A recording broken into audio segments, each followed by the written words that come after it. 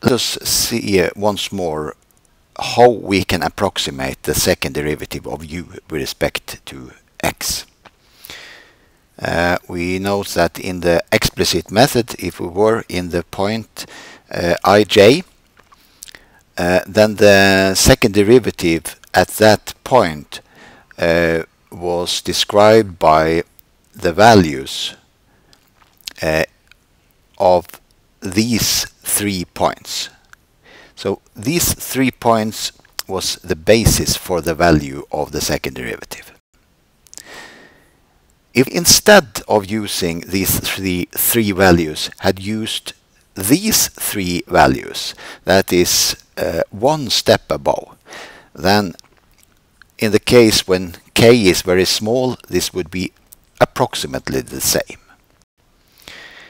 In the Crank Nicolson method, we use the average of the value we get if we use these 3 values and these 3 values. This may seem very odd, but it turns out that this gives a more stable numerical algorithm than in the explicit method.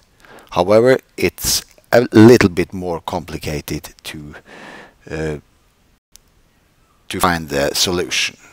Let's just show you how this is done. So in the Crank Nicolson method, we use the average of these 2 values.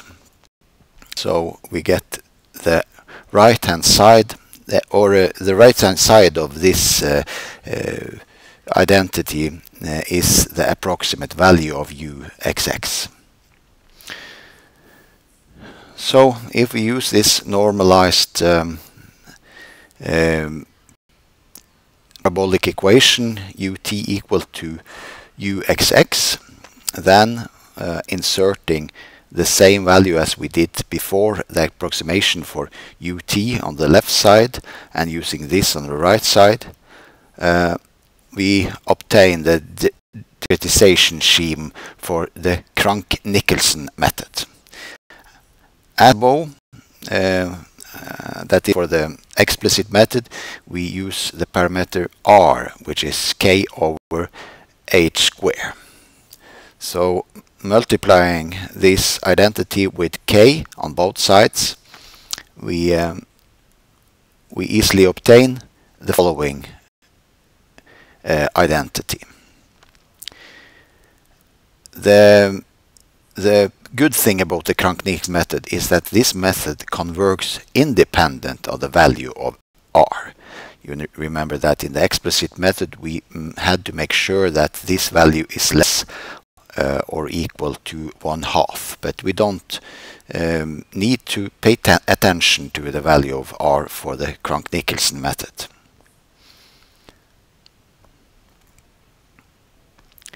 So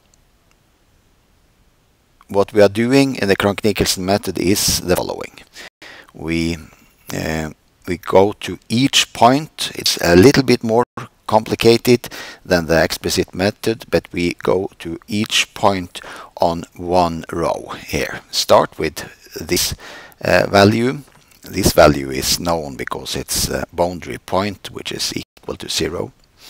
And based on this point, based on these 3 values, we are able to find the values of all these 3